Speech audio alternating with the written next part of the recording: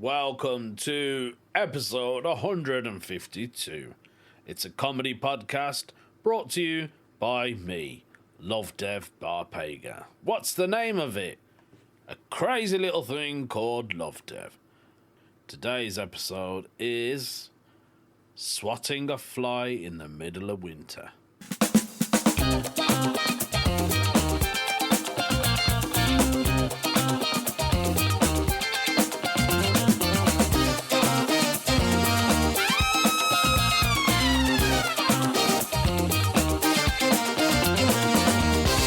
Hello, people out there. It's a Saturday night, and I feel alright. How you doing, folks?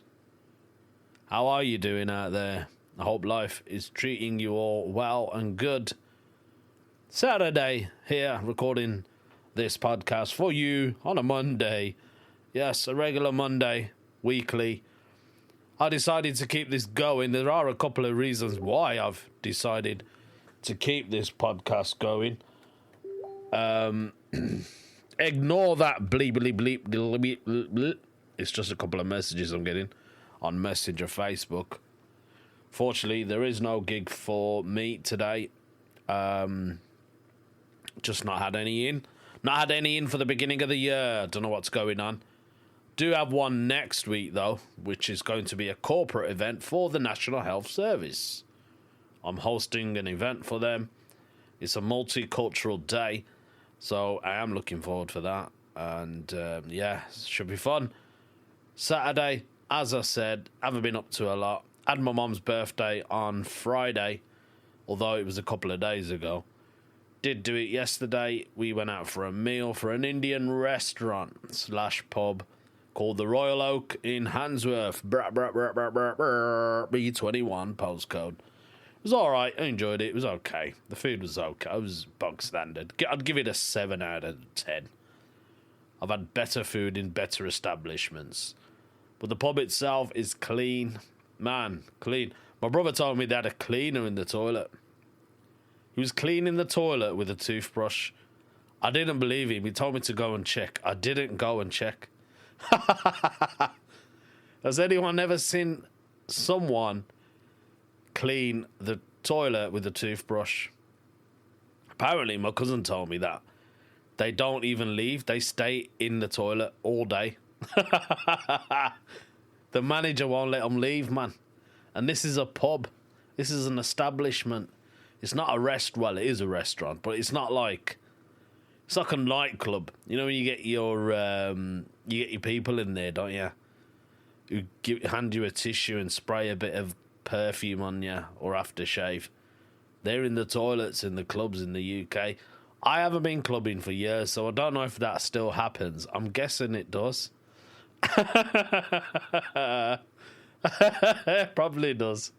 I remember once, I don't know if I mentioned this, but I went to a gig years ago. It was in a hotel, flashy hotel, middle class area.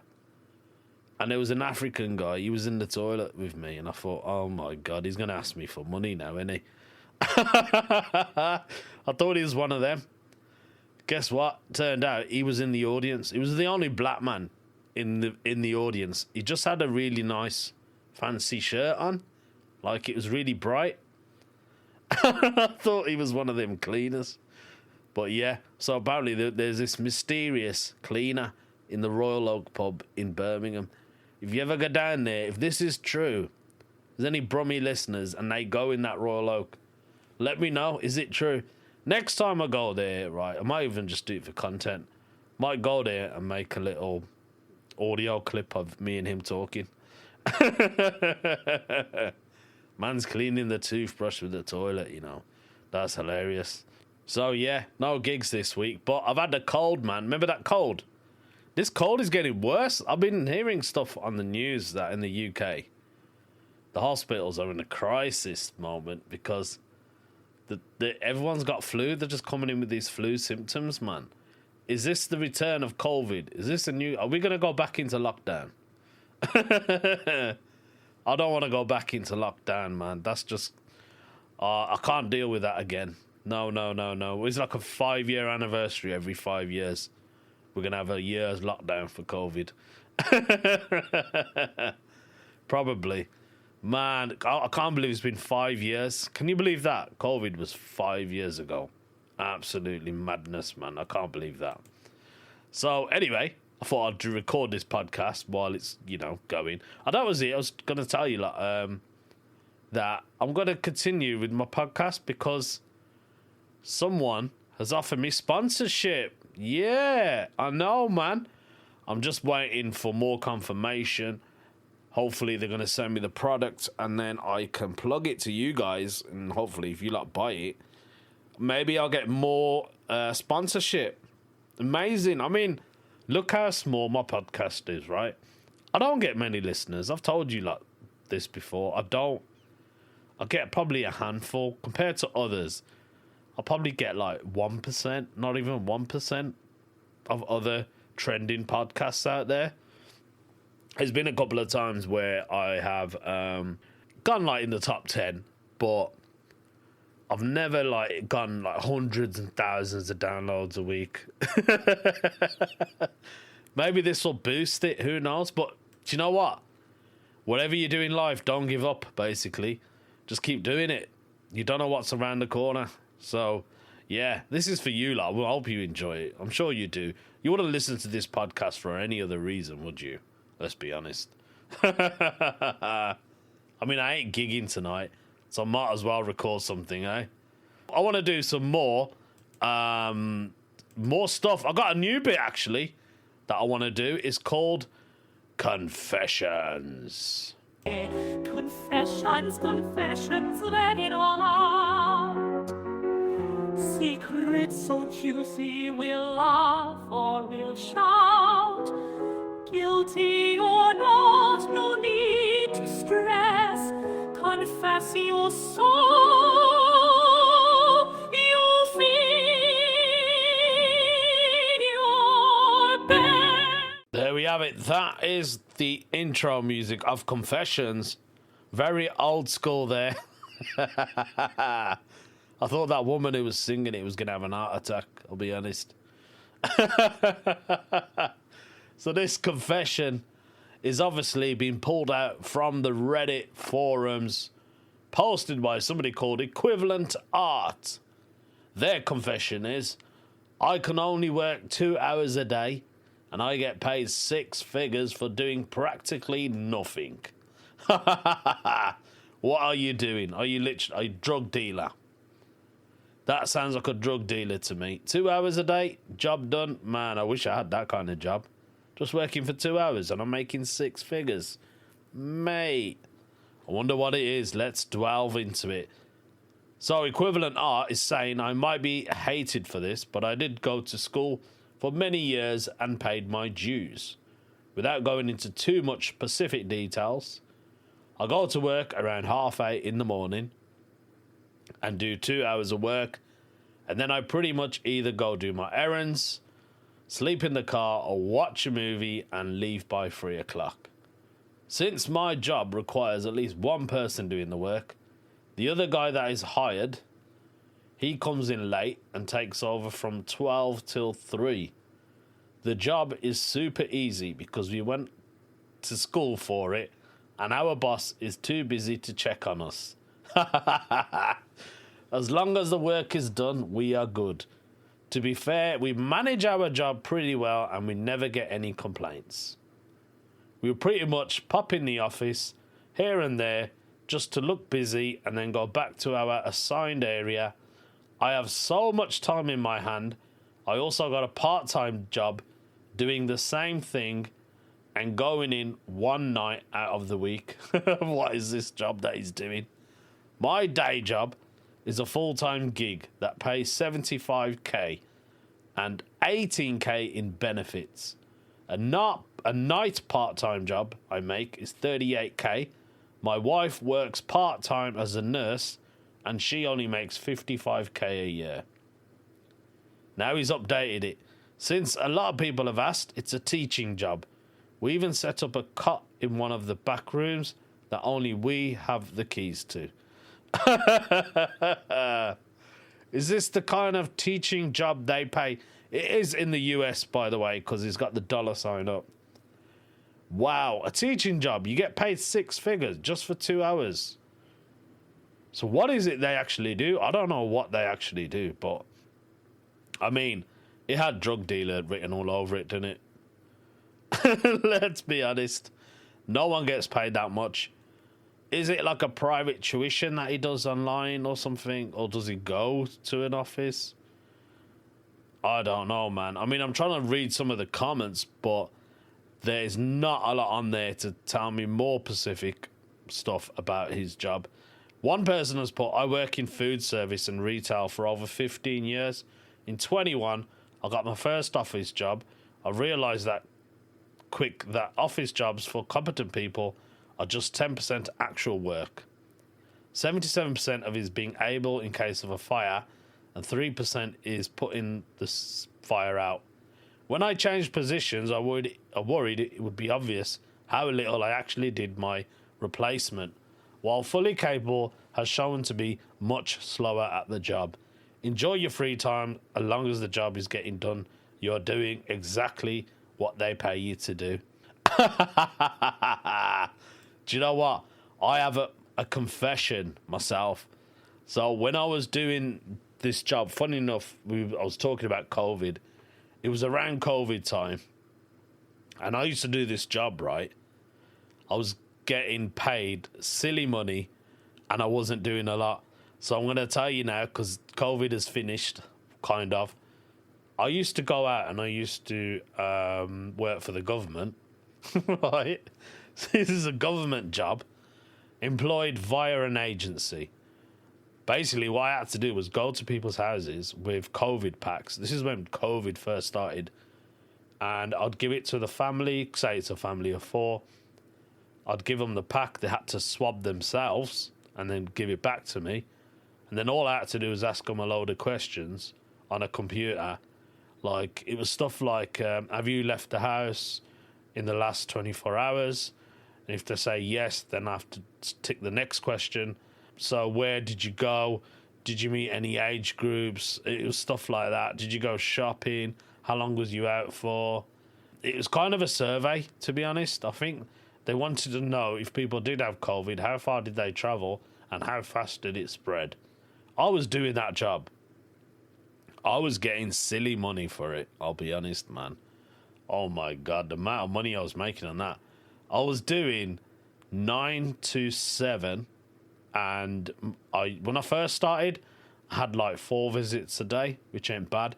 But those 4 visits took me, in total, about 2 hours to do the 4 visits. So it's half an hour per visit, I'd say, right? But then I was getting no visits, and I was looking on the app going, oh, I've got no visits. And I was phoning my agency, and I was going, they haven't sent me any visits. And they were like, oh, don't worry, just send us your invoice. There were some days I was sitting on my arse at home. Honestly, I was at home playing my Xbox, watching TV, Netflix, and I was getting paid for it. So I have been in that situation where I was getting silly money and not doing a lot. I'm laughing about it now because it's kind of a confession for myself. Has anyone out there, my listeners, done a job and got paid for it? And it's been really easy work? I would love to know.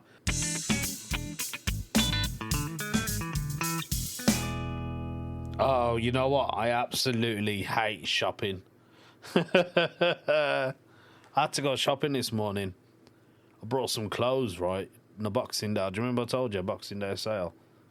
Anyway, 2 of the items, I didn't want them. So I went to a place called the Fort Shopping Centre, which is in Birmingham. Went there, went into River Island, returned the product. Obviously, saw some different clothes that I wanted. So I just exchanged them, basically. And then I wanted shoes. I bought this pink suit, right, from Vinted. Has anyone been shopping on Vinted? I've sold loads of stuff, man. Vinted is basically like a charity shop, isn't it? That's basically what it is. It's all your old clothes that don't fit you, or you just got tired of it and you want to sell it on. And then hopefully the next person who will buy it will cherish and love it as much as you did. So basically, I sold a couple of stuff and I bought stuff. I bought this pink suit, right? I know some of you like pink. I told some of my friends at work about this. I said I bought a pink suit. They were like, why you bought pink? I said, mate, when you see the suit, you'll go, that is a nice suit.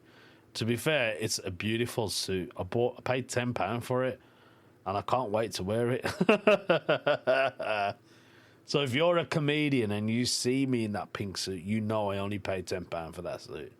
But anyone else who doesn't know and doesn't listen to this podcast, I ain't going to tell you. You don't need to know. You don't need to know the actual price. Do you know what I mean? I'm just going to wear it. You're just going to say to me, yo, where did you get that suit, man? That suit is sick. Plus, the suit, it's like a tight fitting. It's not even like, it's a weird, like, it's like a stretchy kind of fabric. So basically it stretches around my calves and my legs, and you can see my biceps in the suit. And I love that. I bought these white shoes off Vinted. They were military shoes. I didn't know this when I bought them, right? They're nice pair of shoes, I'll be honest. I looked at them, I thought, these are a bit different, innit? Like, they're solid, man. I've never seen shoes that solid. Do you know what I mean? So anyway, I put them on. And they were tight, man. I was, what kind of shoes are these? Are these even my size? And all it said on there was a 10M. And it had some barcode on it. It doesn't even have make of the shoes, but they're practically brand new, right? You can tell from the soles, because the soles are completely intact. So I Googled it, and I thought, I've got to try and solve this mysterious puzzle. Turns out they're military shoes. They're the Royal Air Force shoes that people wear, and they're in white. And I thought, oh my God, are you even meant to sell these? Because they're military. Do you know what I mean? Obviously, somebody's got them for free, working in the military. I don't know how they escaped. Then I kept thinking, oh, what if it was a pilot and he actually died in them shoes, man?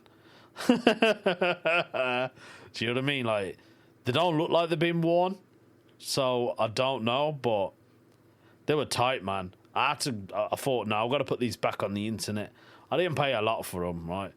But, so because I went shopping to River Island to return my products, I thought, right, I'm going to have to buy another pair of shoes now. Preferably white, because I think the white shoes will go lovely in a pink suit. I know some of you laughing your head off right now, going, bloody hell, he's bought a pink suit. Can you believe that? When you see me at a gig, you'll know it. But anyway, so yeah, did a bit of shopping, because it's such a big shopping mall centre place. I thought, shall I go to Primark? I just couldn't be bothered, because it was on the other end of the shopping mall, and I thought, you know what, I've been to River Island. I went into a place called Next. I bought some lovely pair of shoes. Oh, and them shoes, and they're not even a size 10. I'm a size 10, right? These are 11, because I tried on the 10, and I thought, oh God, these are a bit tight, innit? I've got fat feet, man. Do you know what I mean? I've got fat fingers and fat feet, unfortunately. And the flat. I've got fat feet. That's what I've got. So anyway, that's all I've been doing this week. That's basically what I did. And I thought, right, I've got to get back, because I've got to record my podcast for all my listeners out there. And they might want to hear me do this next section. Conspiracy theories, what's real, what's fake? Conspiracy theories, what's real, what's fake? Conspiracy theories, what's real, what's fake out there. This one has been put up by Ganjanium. This is a UK conspiracy theory. Yes, United Kingdom. We also have conspiracies, not just you guys, US. Let's see what the Ganja Man wants to say. Companies such as Lurpak is a company, I'm sure you got that in the States and everywhere else in the world. It's basically like margarine, soft butter that you spread on bread. Just checking. You might have it in the US. I don't know. Anyway, companies such as Lurpak are spreading. Is that supposed to be a pun? Companies such as Lurpak are spreading the Bovia fever. The Bovia fever. That's it. Not the Bovia. The Bovia fear themselves to make people switch to the cheaper to produce plant-based alternatives. I feel like I've got to do this whole thing again because I've been messing around with the old title of it. Here we go.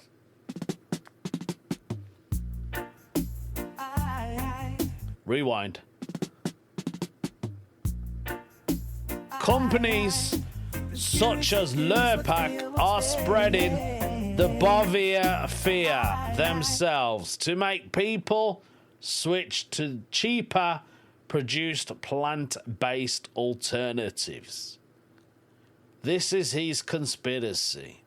Are margarine companies spreading the Bovia fear just to make them buy their products? Is that what he's trying to say? He said he's just had this thought while enjoying some plant-based Lurpak myself and might be onto something. So he's basically bought vegan-friendly Lurpak. And he reckons that they're putting this fear on us so we just buy more plant-based product. I had a plant-based product today. Probably because of fear. I had a McDonald's McPlant. That's what I had. A McPlant burger. It's weird, isn't it? Like, you're eating it and you think, I know it ain't meat. I know it's like a vegetable, rubbery type of... I had an extra patty. I thought, I'm going to turn this thing into a Big Mac. And you know when you go to McDonald's and you order a McPlant, you are waiting ages. Because nobody orders that. So you're waiting an extra 15 minutes for your plant-based burger to be made. And then once you've ate it, you know it doesn't fill you up. I'm getting out of this conspiracy theory thing, out of this Lurpak thing. I don't think that's true, mate. I don't think they're doing that so we can buy more product, plant-based stuff. I mean, Lurpak is not cheap anyway. Lurpak is bloody expensive. You're looking about £5, £6. I've seen it for £7 for a tub of Lurpak. Why buy that when you can buy the alternatives? That's what I say. I'm going to read the responses that this person has got from previous people. Someone has put, wouldn't a much simpler way that didn't damage their brand be to lower the price of the plant-based product and raise the price of the butter-based product? The way you suggest just makes people buy a different brand. The fear-mongering seems to indicate it's all in brands, though. Also, the price gouging could be too obvious. I'm only split-balling here, but it's an interesting thought. That's what the original post, the guy who put it up, Ganja Man, that's what he's saying. Why don't they make a ganja-based spread? Wouldn't that be much better? You'd have a little buzz off it as well. Ganja-based butter margarine. I'd buy that. I'd 100% buy that. I don't know what's wrong with me today. Oh, God. Do you know what? I was going to do one more section of the show. I can't remember what it's called now. Oh, embarrassing moments. So we just go straight into it. No need for music, is there? Maybe we do.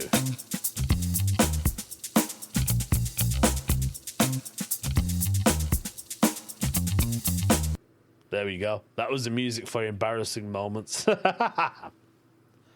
Someone has put down, what's the most hilarious, awkward situation you've ever witnessed or been part of? I'm just going to think what I've witnessed. Most awkward.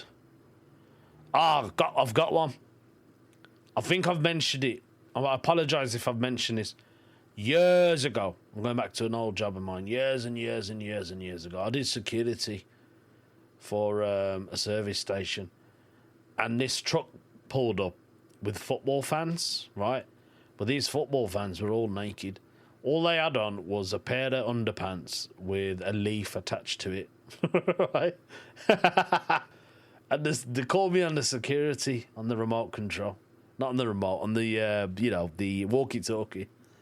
They said, "Security, security, you're wanted at reception, security." So anyway, I running down there. And all I could hear was noise. You know how football fans make noise. Like that, yeah. And they're all naked.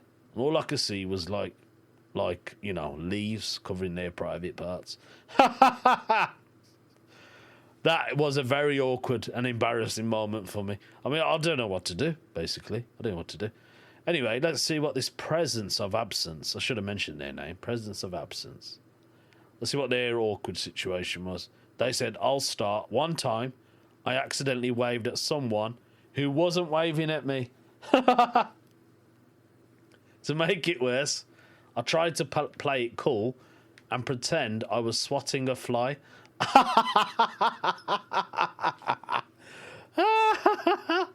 In the middle of winter. That's hilarious. The person just stared at me, and I've never felt more embarrassed in my life. Oh, God, that is funny, isn't it?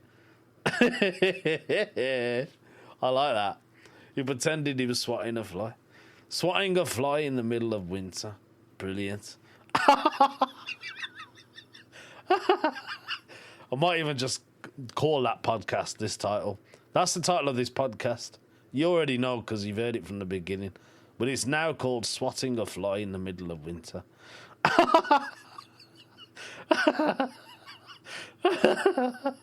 Oh, that's proper made me laugh, that. That is funny, man.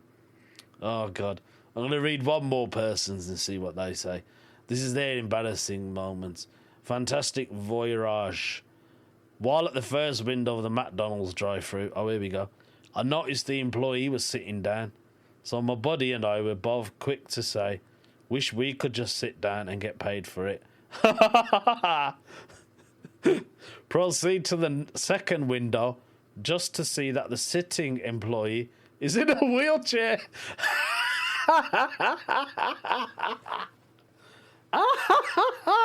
And is a double amputee.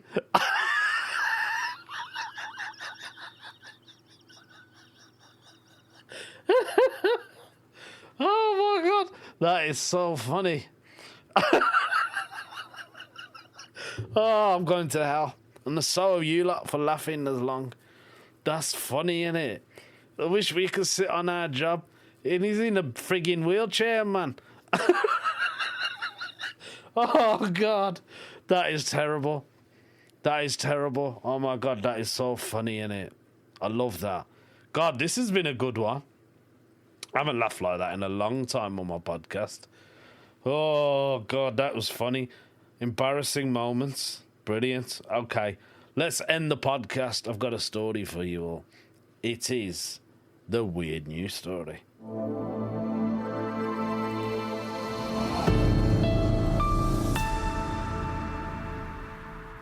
Here we have it, folks. The title of the story is "A Lifetime Registered Sex Offender Leads Texas Church." This has been put up by the Christian Post. Yes, an official Christian website. They've titled it there differently, though. They've put down "Lifetime Registered Sex Offender once on America's Most Wanted. He leads a church in Texas." How come he got out so quick? Let's find out. So, Chuck Adair, I'm not giving him any shout out because he's a registered sex offender, lifetime registered, who was once listed on America's Most Wanted for running off with an underage parishioner, is now a ministry leader at Grace Place Church of Christ. This is in Dunkerville, Texas, and a part-time staffer with Watermark Community Church in Dallas. This is a dangerous predator, warned survivor advocate Amy Smith in a video shared on X on January the 1st. He should have not a position of leadership as a pastor. He was nothing being truthful about keeping away from children. In a recent statement addressing Adir's work with the church, Watermark elders Todd Anders, Timothy Atik, Ben Caldwell, Mickey Friedrich, Blake Holmes and Rob Thomas said he has been an active member of the church since 2017 and does both volunteer and paid work with their prison ministry. They also stated that Adir does not work with the minors and their relationship with him is guided by care and common sense. Mr. Adir was convicted in 1996 and completed his community supervision in 2006. Mr. Adir has been an active member of the Watermark since 2017. He volunteers in our prison and in Watermark's adult recovery ministry, where he occasionally teaches. What does he teach? How to get away with it. He also employed part-time as a regeneration coach with Watermark Resources, helping other churches implement recovery programs in their local church. Mr. Adir does not serve on our staff in pastoral role. Adir, who is now 62, was convicted of sexual assault of a child and sentenced to 10 years in prison. In 1996, according to previous reporting from Dallas Morning News, the conviction came after he initiated a sexual relationship with a girl he met in a youth group while working for Garnet Church of Christ in Oklahoma back in the 1990s. I can't justify it, Adir told the Dallas News, because it's inappropriate at every level. He would eventually leave the church to join the golf course of Christ in Texas. This is where he would meet Kristen Berryhill, who was only 13 at the time in 92. The girl frequently visited his house when he told his then wife Missy that he was just counselling the girl.